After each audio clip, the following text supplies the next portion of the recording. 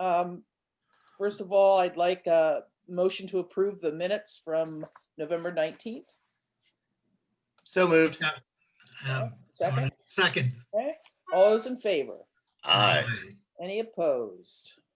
All right. Next item on the agenda is old business. Mike and Dana, do we have any old business? Nothing? Okay. Nope. I don't think so.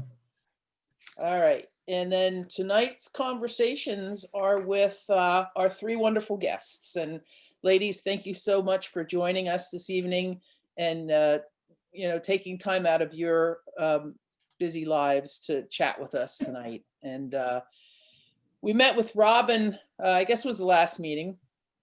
So we had a conversation with her. But for Amanda and Margaret, just kind of to fill you in, we restarted the extracurricular committee to really focus on all of our wonderful extracurricular activities and really highlight what's happening in our school district with all these groups. And so we thought it was a neat idea to just invite people, advisors and coaches and folks who oversee all these activities so we can chat with you a little bit and find out more about what you're doing and just kind of, share with us what's going on. So do the three of you have any particular order you'd like to go in tonight? Because you may have, something that you need to leave for, or does it matter? No, we can field things as you wish. Okay. All right.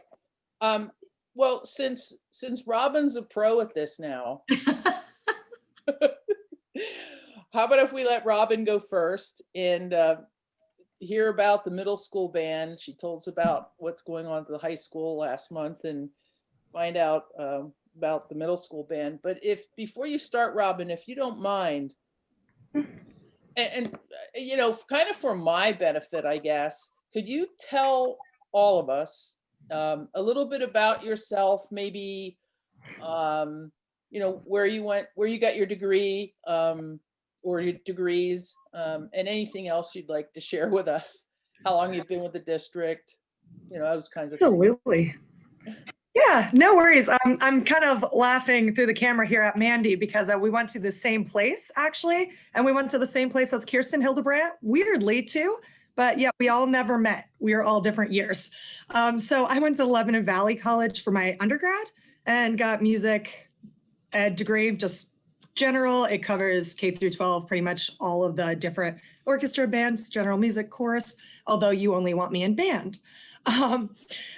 I ended up finishing my master's actually this summer in music ed again, which was very exciting, with a trumpet concentration too, with kind of a performance aspect for more of our high school brass, especially the marching band, because I figured that would be a good degree to have, especially for those kids with districts and states and all those things that we're really hoping the kids will start auditioning for in the future. So a little bit about the education. I'm sorry, what was the other part of what you wanted to know? Anything else you'd like to share with us, how long you've been in the district, anything else that, your hobbies, interests. No, yeah. No, that's fine. If you want to know a hobby, I walk a lot. If you see somebody walking and they have really long hair, it's probably me, especially if there's a giant dog with it. But besides hobbies, I've been in the district. This is my 6th year. And kind of interesting, started at Hereford, Marlboro, and the middle school when the bands were much smaller. And then they grew. So now I'm at the middle school. Great. It's awesome. And I think last time, the last meeting, we talked about growth of the music program in not just band, but in all aspects of music. And, I was a former musician in my past life and played in the band in high school. And for Amanda and Margaret's benefit, I graduated from Upper Perk, so did Dana. I was in the high school band, concert band, marching band, all that stuff. So tell us a little bit about middle school band and what's happening. So right now I'm very excited because the kids, I was telling Margaret all day, she got to hear me any moment. the kids actually got to play together today, virtually and in person. So I'm like very excited today. So if I'm a little scattered, you know why. Just because the faces say it all. Even a few kids, it just shows you. And we are very social distanced, which is really great. We have a lot of space in our new room. So thank you for our new room, because to be honest, this wouldn't have been possible at all in our old room, just because of sharing in different things. So because Margaret and I and Mandy, we have different spaces, that actually made this very possible, which was awesome for the kids. And I'll be honest, it was awesome for me too, today especially. So that was very cool. I will say that numbers are a little bit down with COVID. It's something I expected. There's a few kids that just said, hey, Miss Holman, when we are back in person all the time, I'll be back. And I fully expect to see that, actually, because a lot still stay in contact with me, like, Miss Holman, look at this song I found, or different things. So right now we're a little down, but we're still at 135 as of today. Usually that's a little under my goal, but last year, just to put it in perspective, about 155 to 160. So I have no issues, though. I think it's going to go right back up after the COVID situations. So Robin, those numbers you just mentioned are the totals for what groups? That is for the middle school band. Sometimes they do songs separately, sometimes together.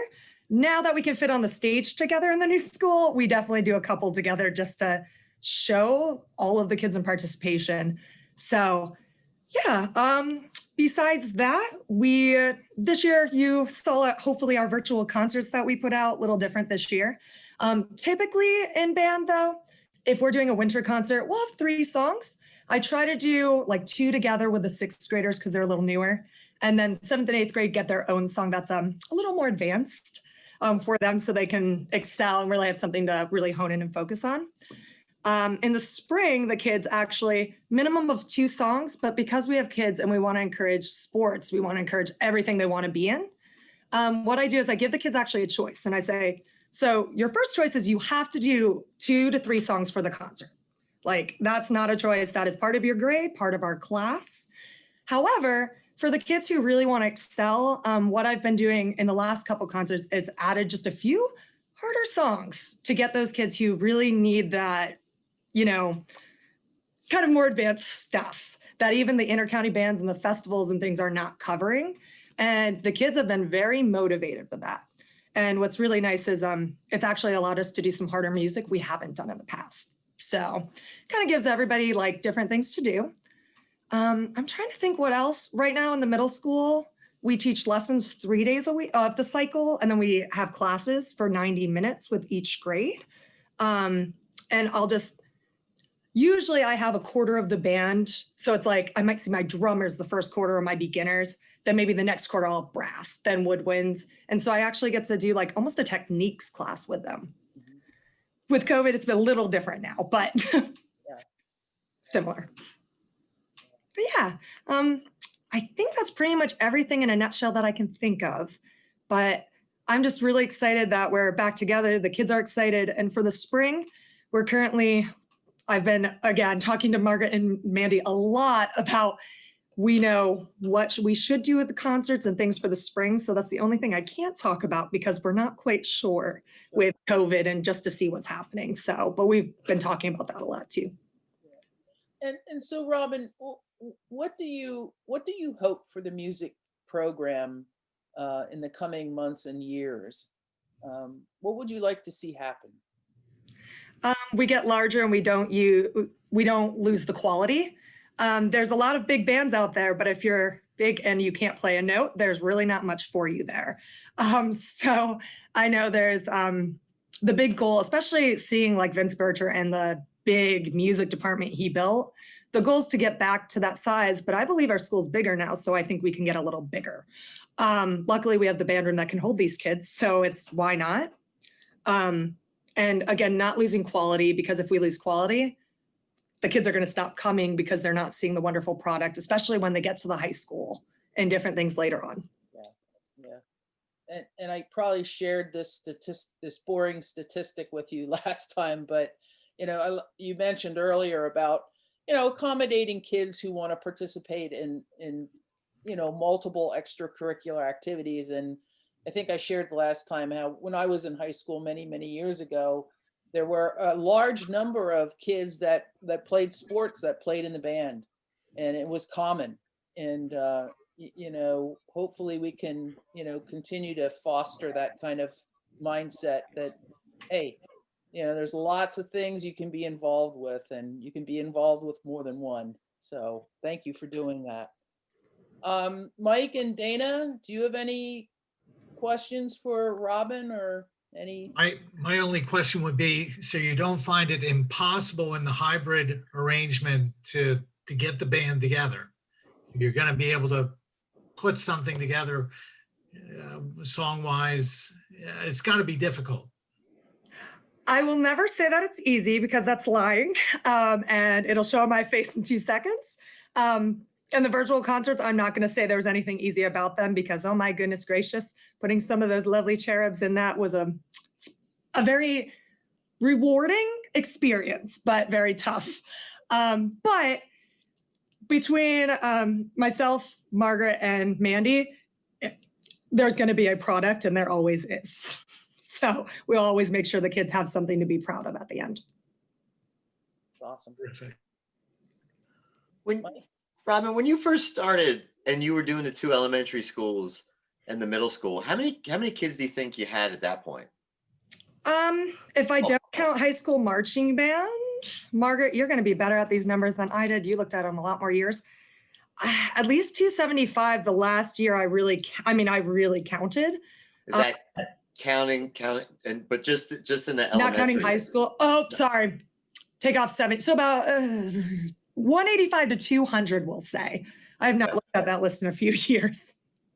Okay. We had a good size. I know my very first year, I can tell you, my 4th grade band was 100 kids, but that is not the norm. My smallest band has been around 75 and everywhere in between. It really depends on the year. And of course, the smaller grade, my smallest band was the smallest grade we've had go through in a while. So depends really on the year, which is, I know, not the answer you want, but. It's okay. Well, I was looking for an answer, so that's all right. Thanks. Anything else, Mike or Dana?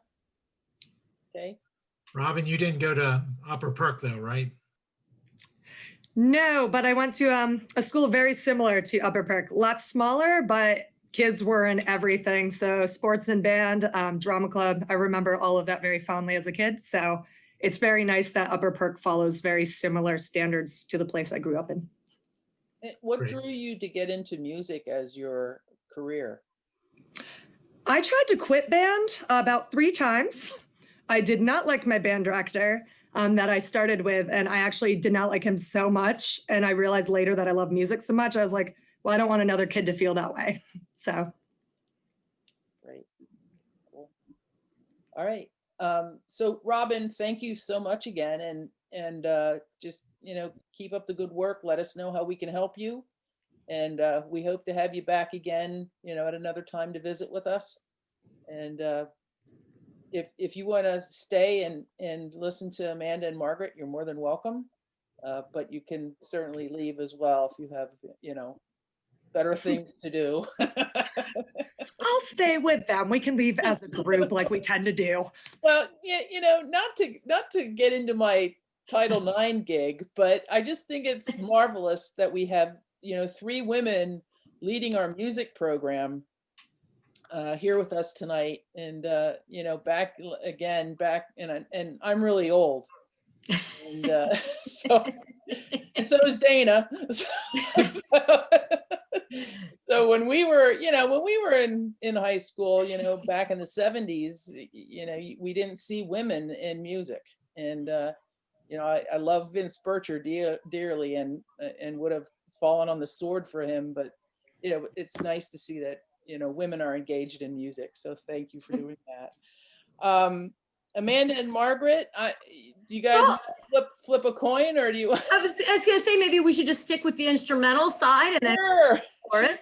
So it kind of Yeah, I'd love to hear about orchestra. makes an easy flow. Love orchestra. Yeah.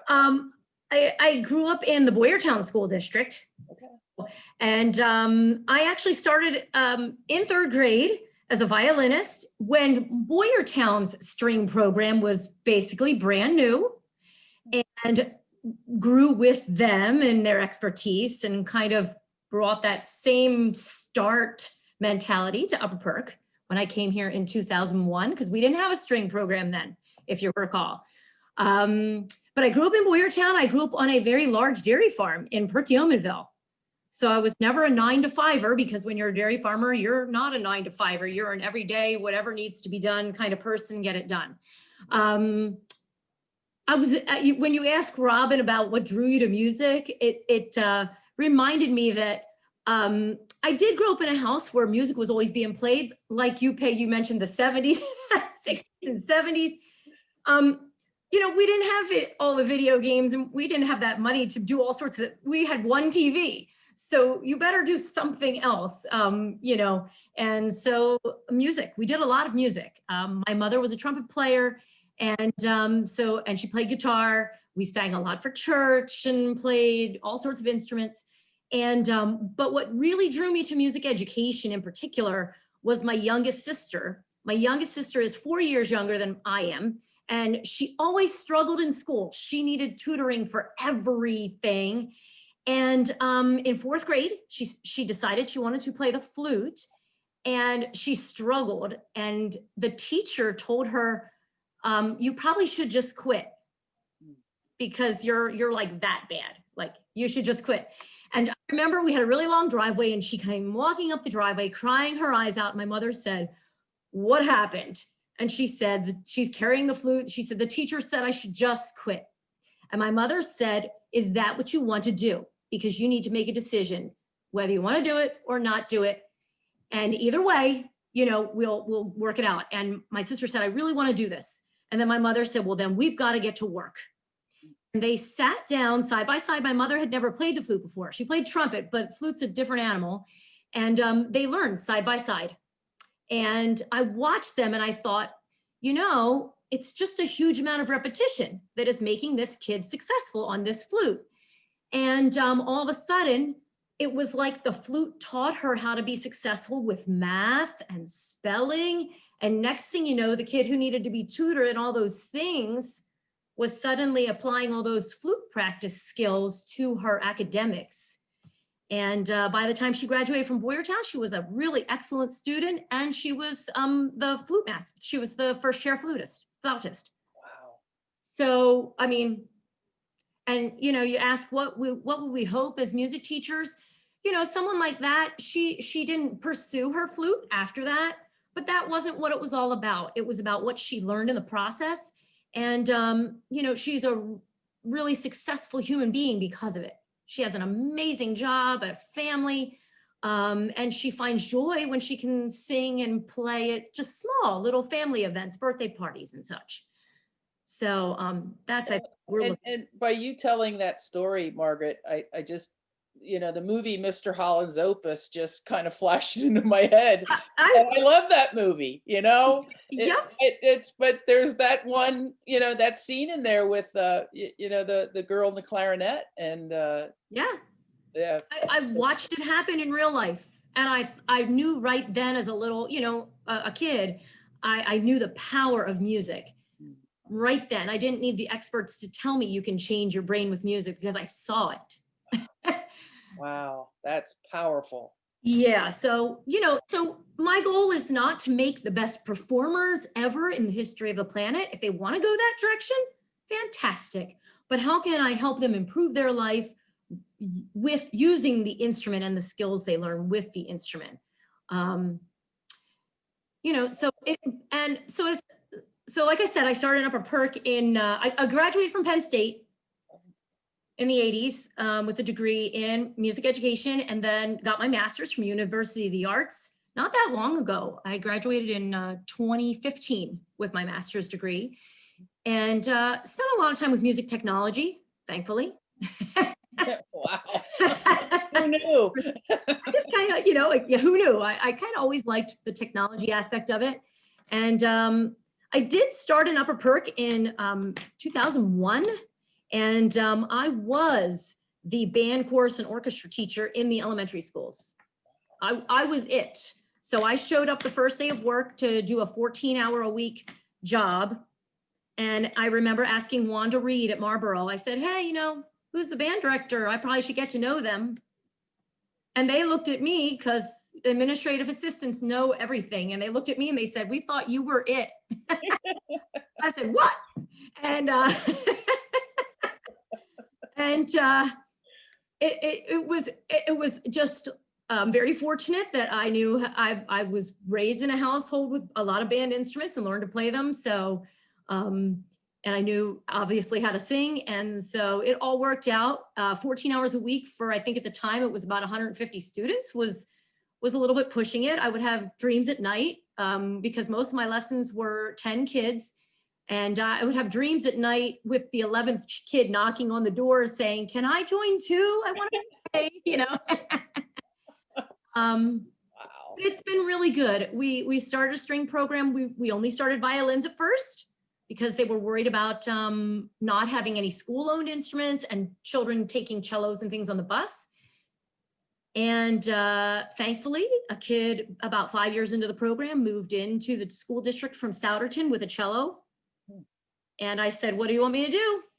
Do I tell him he can't play his cello anymore? And they said, I guess we do have to change that, don't we?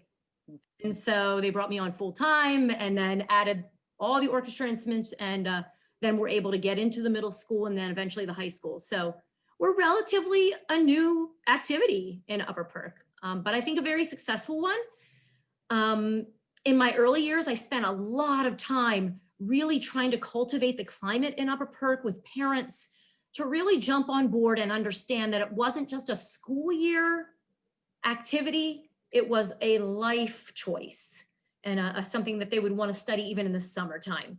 So I think we've really been successful with some of those goals. I do think we need to, once we're worked through COVID, we will need to remarket ourselves and put some more PR out there, because I think we will have to definitely rebuild.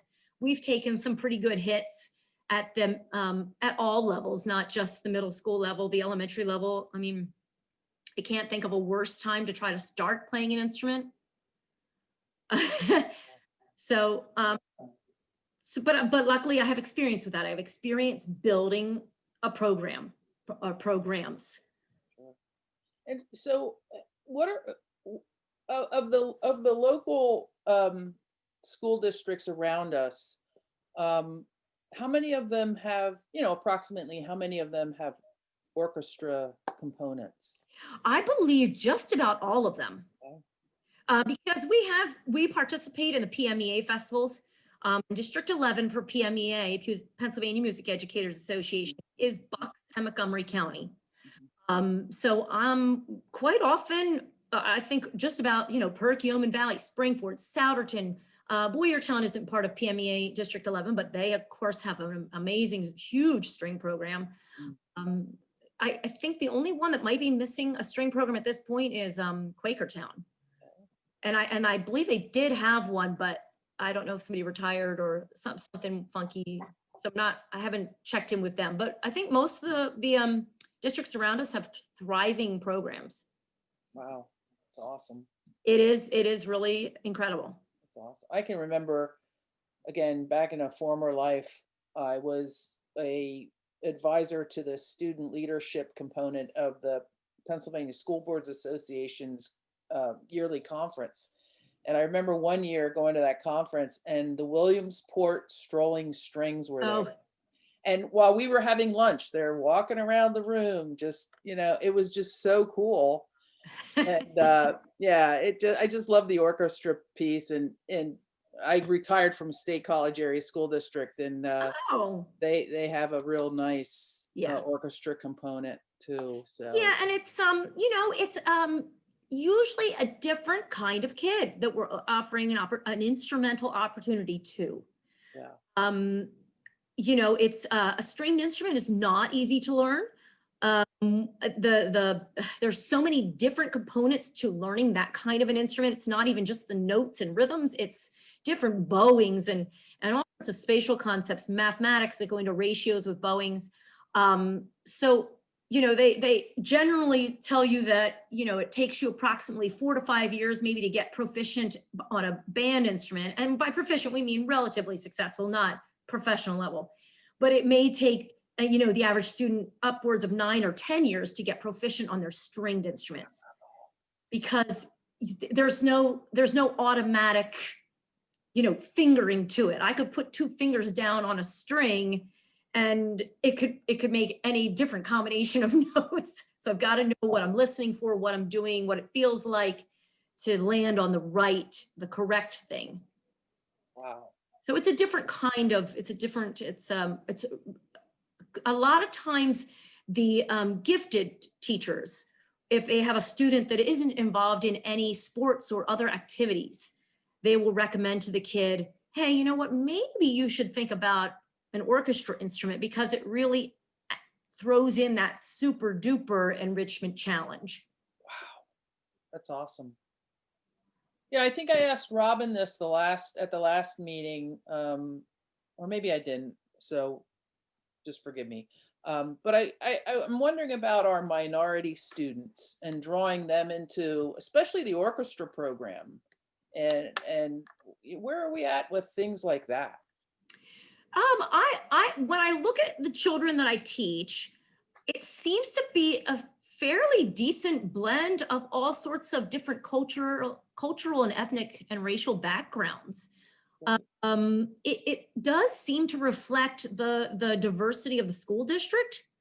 So where we still may be quite a bit Caucasian, people that were maybe many generations into the Upper Perkiomen Valley.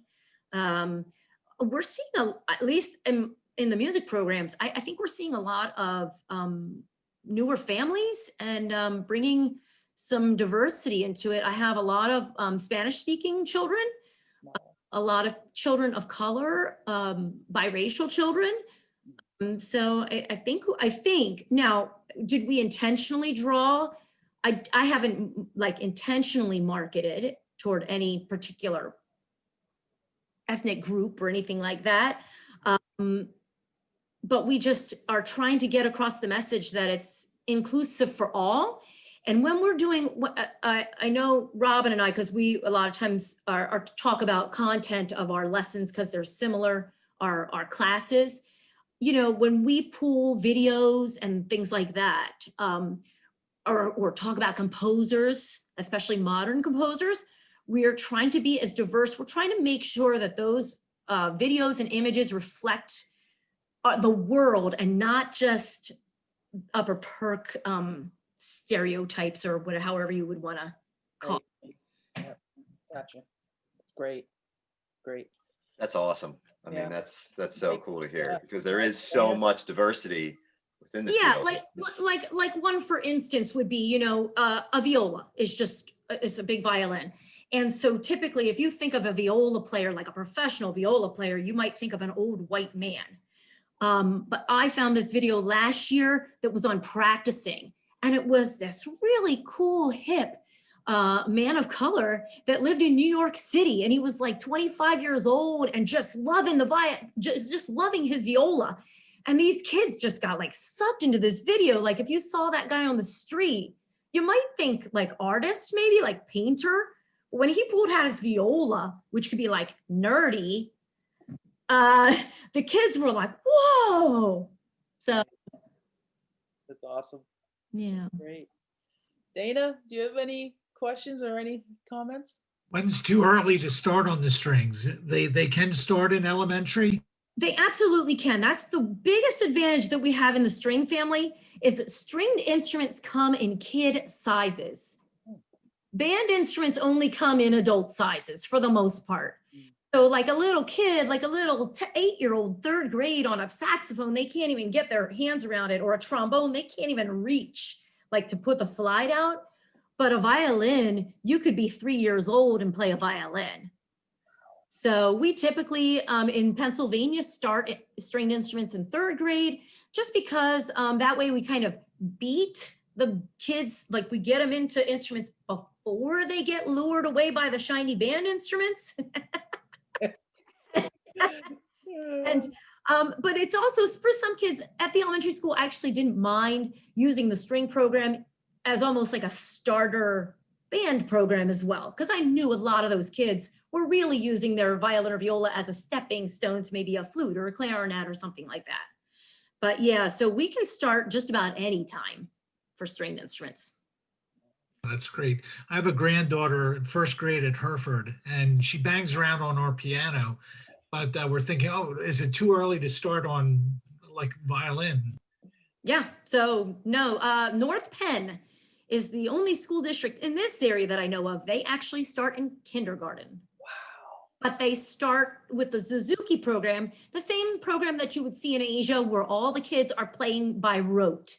So they do have to have parent involvement because the parent also has to teach them songs. Like the parent has to take part in the lesson, learn the song, and then work to help teach the kid at home. But yeah, so we actually have a few students in our middle school that came from North Penn that have been playing since they've been in kindergarten. And they now know how to read music. They did learn that, but yeah, so it's not too early. It's awesome. Great, thank you. It's great. Yeah. Melanie? As soon as I learned how to undo my mute. So I just wanted to, I'm glad I'm in on this one because I love music. And when I was in second grade, I took piano lessons. And then when I was in elementary school, I was in fifth grade and they needed somebody to play, somebody that knew how to read music to play a baritone horn. And that's, not as big as a tuba, but it's really big. And I did that. And I just wanted to share because I love music. And when I was in my 20s, I took fiddle lessons because I wanted to learn how to play the fiddle. And that was a really hard time to start that. And I was You never ever play in Texas then? Sorry. Yeah, exactly. I had a fiddle in the band. But I really wanted to do that. And because I love the song, The Devil Went Down to Georgia. Of course, I never got there, but my teacher used to yell at me because my fingernails were always too long. But anyway, so, and now I have a piano again, but which I can still play. That's awesome. That's awesome. Anyway, and my grandmother was, she played at the Lansdale Theater way long ago. She played to the silent movies. She played the piano there. I always thought that was kind of cool. That is pretty cool. Yeah, and I have a couple cousins that are, one's in the Philadelphia Orchestra, so it's pretty cool. Wow. Yeah. My I love music. My older sister is a DNA specialist, worldwide DNA specialist, and I often think that one of these days she's going to identify the music strand on the DNA because I think there is something there. It's like, I'll let you get back to your meeting. I just had to interject. Yeah, well, I bored Robin last meeting with my music prowess. Hey, it doesn't get old. It's the music community, anybody who's ever played music, who can understand what we're talking about, and then you understand why we're so enthusiastic to help these kids find that same energy and that same love for not just the music itself, but the people that they share it with. Yeah, I always used to say that sports got me through high school, but I think band got me through high school more than sports.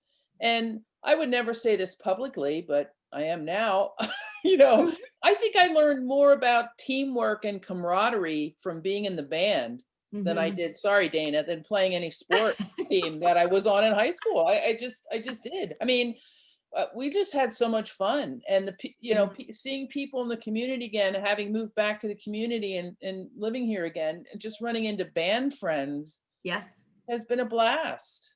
I played in the Red Hill Band for 10 years out of high school. It was just such a great communal kind of, friendship thing. Yeah. So it was, And all three of us, we got into music because we loved music. So all three of us continue to do music on a professional level. And we make the kids aware of that. Like, hey, we still play music ourselves. So we're not just teaching it. We're not just telling you what we think. We're still actively doing this. Wow. That's awesome. That's awesome. So, well, thank you, Margaret.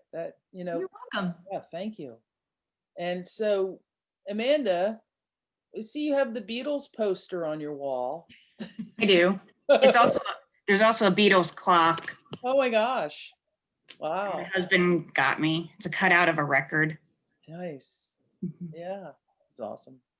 Hey, tell us about middle school chorus. Well, you wanted some background about me. So I am an Upper Perk grad. Oh yeah. Went to Hereford, started the clarinet with Mr. Wolf. And I remember having lessons in the cafeteria. Oh my gosh. And I did chorus as well, but apparently I didn't like it very much, so I didn't even make it through the year. And my parents told me many, many years later, after I became a music teacher, that they didn't think I was going to get to the end of 4th grade with the clarinet either. So something good to know. And I was one of those kids, I didn't practice in middle school because I could play the music without practicing at home. So it wasn't until high school that I actually saw, you know, some seniors when I was a freshman, and I was like, ooh, I thought it was good, but I'm really not. I need to, you know, practice this thing. Wow. So I took lessons from Vince Bircher privately. He told me to show up at Red Hill Band at the end of my 9th grade year. You know, it wasn't, you know, Wow. where you could just say, hey, Red Hill Band practices from 8 to 10. Tell your parents I'd like you to be there this week, is pretty much what he had said to me. So I played with them for a number of years, district, region band, all of those things. Went to Lebanon Valley College, like Robin had said. I have a BS in music ed, a BA in clarinet performance. I got my master's from Kansas State University. It's a master's of music with an emphasis in instrumental conducting. So even though, you know, I have a large instrumental background, my first teaching job out of college was a middle school general music and chorus position, which is pretty much what I'm in now. So I had a lot of experience with that. And so here at the middle school, this is only my 4th year with the chorus. Like Robin and Margaret both said, with COVID, you know, chorus is one of those things that it's, you know, everybody's muted and I sing and they sing at home with me, but they can only hear me and themselves and I can't hear any of them. So it's tough to do that. So a lot of kids have really done a great job sort of sticking it out. I know personally, a lot of students are in chorus, and I call it chorus in middle school. I know Mark Thomas had its high school choir, but I like to point out that there is no I in chorus because the idea is it's about the group, it's about us. And so he can worry about the I later. But I figure it's good, you know, to worry about the group aspect. And then there are always those students that like singing by themselves. And so I do try to give solo opportunities for them as well. I know I tell them every time we have solo auditions that myself as a middle schooler, I might sing in front of them all the time now and by myself a lot. I wouldn't have chosen to do that as a middle school student. So a lot of them are ahead of me in that aspect. So we have some really talented kids. When Alan invited me to this meeting, he had sent me some ideas. He's like, yeah, none of these are, you know, required. But he had said, you know, if you wanted to ask a few students to come and talk about the impact, I'm thinking, I don't think I want them to spend more time in front of the screen. But I did ask our 8th graders, I gave them just an optional assignment. And I gave them a few questions to think about, and I just threw it in a short little presentation here. Awesome. I can share with you guys.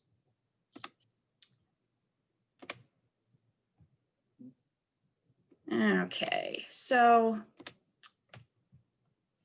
just the basic thing. So I asked them, gave them 3 questions here. What does chorus mean to you? How has chorus positively impacted your life? And what do you like about chorus? I told them they could make a short video. I did only limit them to 1 minute since Alan told me I had maximum of 10. Or I said they could write their answers out if they didn't want to do that.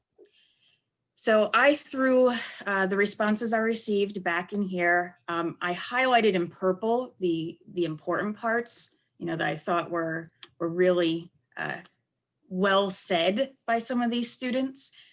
So one of them said, I love chorus because it's a safe place for all of us and we don't feel judged. We all get along so well and we're always laughing with each other. So I thought that was good. The next student said that they like chorus because it's a way for them to grow their voice and learn how to improve. Plus they thought that we sung fun songs, which is great. This student wrote a book and I had trouble fitting it on the slide, but this is one of our students that is in all 3 music ensembles. So they said, I absolutely love singing, but I am very self-conscious about doing it on my own.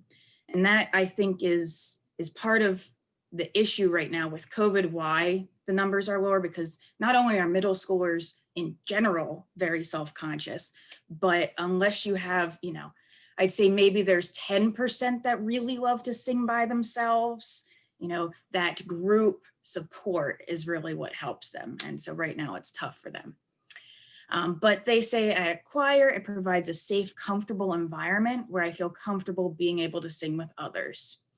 And then they mentioned their instruments, but all the music things help them to express myself, always make my school day better because it is something I actually enjoy and helps escape from a lot of the stress that school brings.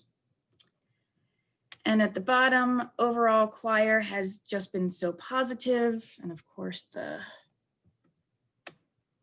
slide thing is in the way. So I'm sure you guys can read it, but, oh, there it is. Oh, it moved. But she's planning on continuing through her high school years. This person said that I love the feeling of performing on stage and the feeling knowing I did well. I also love the fact that we get different tastes of music every year. I love singing so much, I would never give up chorus for any reason. Another student had said it helped them with helping to take chances, and they tried out for a solo last year. This student made almost the entire slide, except I just highlighted. That was nice just being able to paste it right in here. They love to express themselves through song. And I had one video submission, and surprisingly, this student, this is her first year in chorus. So she joined as an 8th grader. And talking to Robin said that she had previously been in band and she thought that she had been in orchestra too. So I had her the past 2 years in general music. And I think I had her last year at the 4th marking period when we were virtual. She had such a great answer to something on one of her assignments that I just said, hey, do you like to sing? And she was like, well, yeah. And I'm like, join chorus. And then, so, I was able to get her to do that and she's been a great addition. But this is, I don't know if I clicked the button to share the sound. Let's try this. Oh, nope, I didn't. There we go. All right. Here's what she said. Hi. So chorus actually impacted me in a very good way. It gives me a reason to wake up early on Wednesdays, and it takes stress off my shoulders. You come there and it's just good vibes, and you get there and you just think that it's going to be a good class. It's going to be a good class and you're going to do great, and it just takes all the stress off your shoulders and it feels like a weight has been lifted off. And then when you finally perform, it feels like you just did it. You accomplished something. And then when you hear the reviews on it, or you hear what people have to say, it makes you just happy. And it makes you feel like, I did this and I helped accomplish it. So chorus has helped me think positively and relieve the stress off of daily work. Chorus is a really great thing that I signed up to do.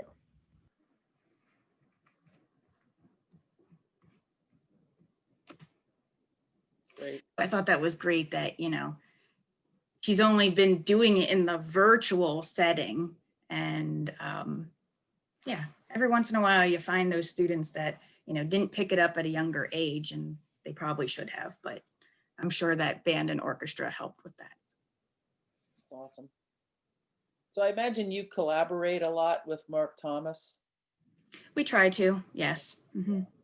It's great. Right now, we're trying to figure out how to do the high school auditions, because normally he just comes down and hears them all, the 8th graders, to place them for 9th grade.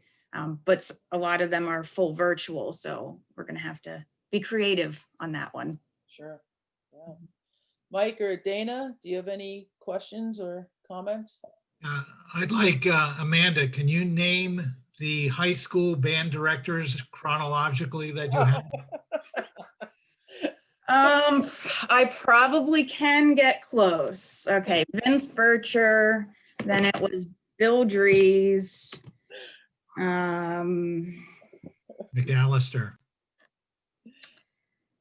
I'm blanking. Right, McAllister, and then Pisano. Then Dominic Pisano. 4 Then, different directors, right?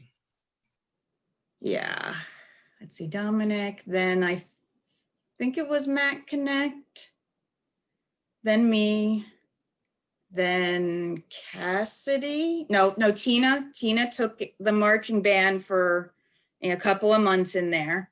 Then it was Cassidy, Kirsten. Wow. You went above and beyond. I only cared when you were in high school. I think Oh. you're a year or two older than your daughter. Oh, okay. Well, it was the first 2 when I was in high school. That's all. I thought you had 4 different ones, because they left like right They after did. Bircher. We went through a whole bunch.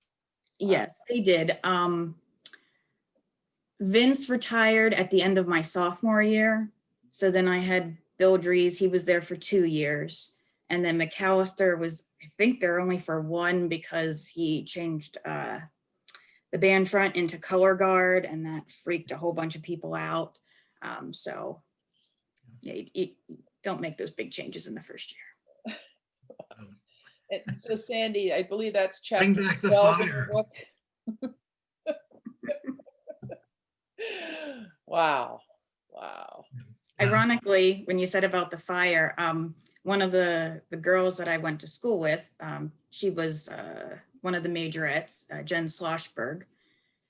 She is now a rabbi, and she actually got out her fire baton and did a little video for some of her constituents for some event or something that happened recently.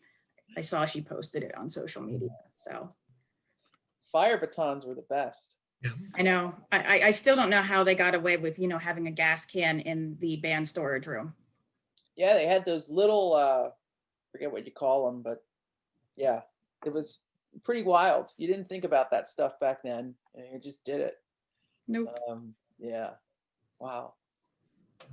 Memories are with you forever. Yeah. About it. Mike? Well, I think one of the things that's neat is, in a way, Dana, you kind of touched on this.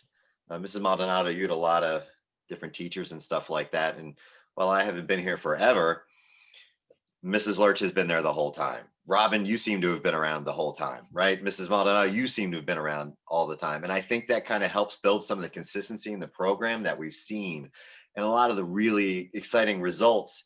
Yeah, I never played any instruments. I can spin a heck out of a record. But the joy of music is so apparent. And everybody always felt it. It was cool. So when my kids joined up and stuff like that, and Parker did have a teeny violin, by the way, Dana, it was really fun to see and be a part of. And I really think that's great. One of the things that you shared there was laughing with each other and the stuff from the students. By the way, that was awesome. And kudos to the girl who made the video, because that's not easy to do.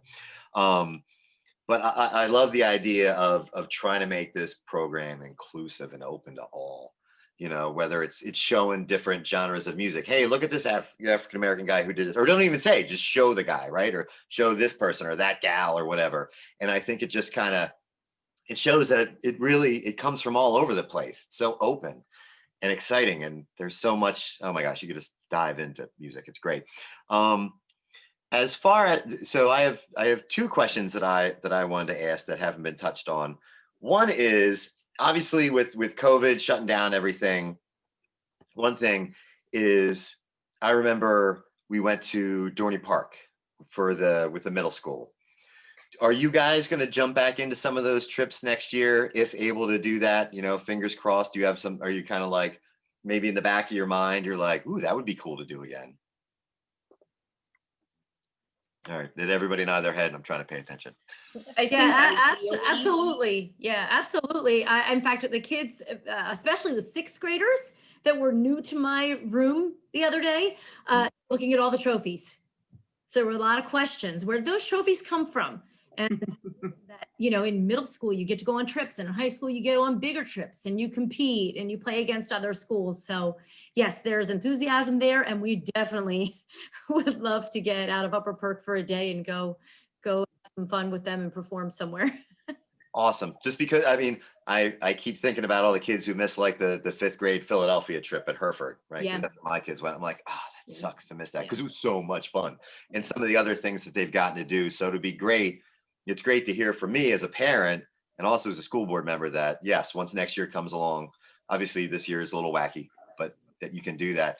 But is there kind of to that point, and you talked about doing some more PR next year, whatever, what can we as board members, what can we as a committee do to kind of help you guys? And is it something where maybe you come to us next year with some stuff? Is it like the situation normalizes? Anything? Well, if you think anything, let us know. There you go. Yeah, I think right now, just because of COVID, we're just trying to stay afloat. Survive. Changes and what's available to do, and you know what the recommendations are for health and safety and that kind of thing. So Well, and I think just the fact that you were willing to invite us to a meeting, we feel so honored, and for you to hear like about us and about what we do. I've been here for 20 years. I've never been to any kind of extracurricular board meeting. And We'll have you back. so no one has ever asked what I did. I mean, I think there were times that they thought I was sitting in my office eating bonbons all day long, because I think they had no idea. So yeah, so Well, we appreciate it. I think Mike, and I think I can speak for Mike and Dana. You know, the three of us and the other board members, we certainly totally get the value and importance of extracurricular activities. And you know, it's so valuable to us.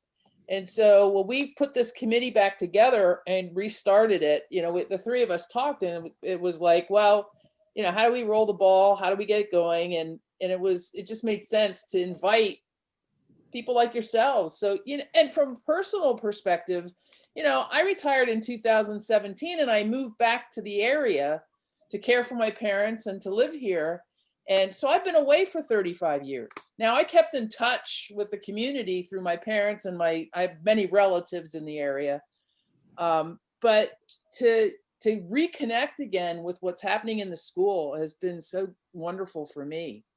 And to know that the music program is alive and well is Very much so. music to my heart.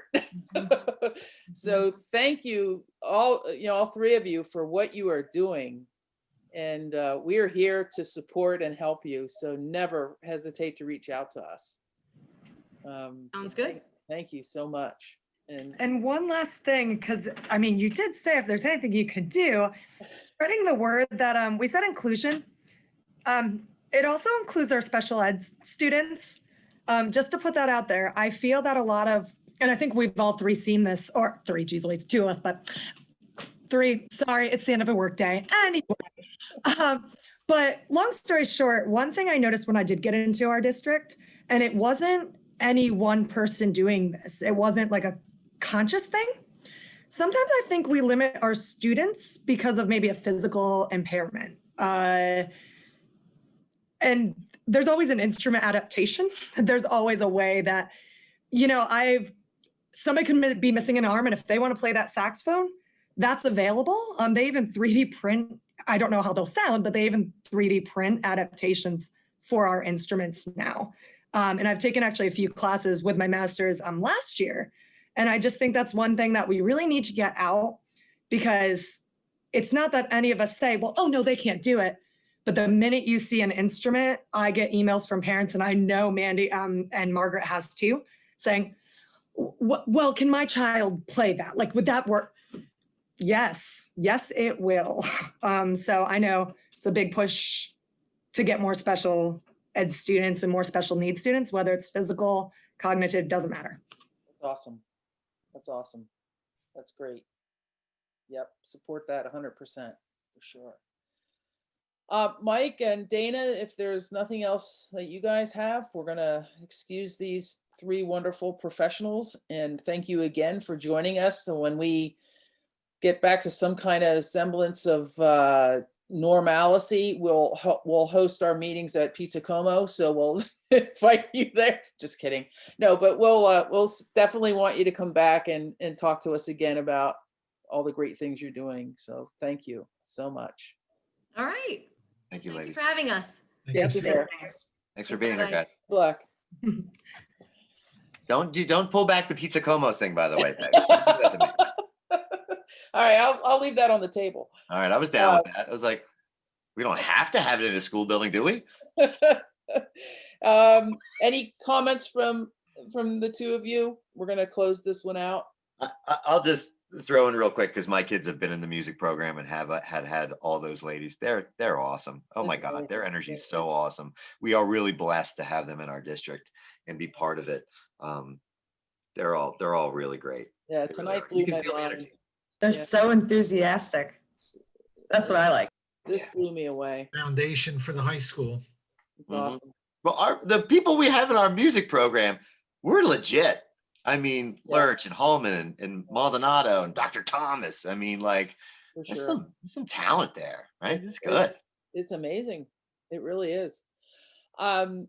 So thank you, Mike and Dana, for those comments. And just a heads up for next month, we're going to have the advisors for the student councils Ooh. for middle school and high school. We had policy meeting the other night, and a policy came up about student government, and it kind of sparked some conversation. So I suggested to Alan that we invite the student council advisors to next month's meeting so we can kind of talk with them about student government and the vision for student government and how it's rolling. So that's what we'll do next month, if you're okay with that.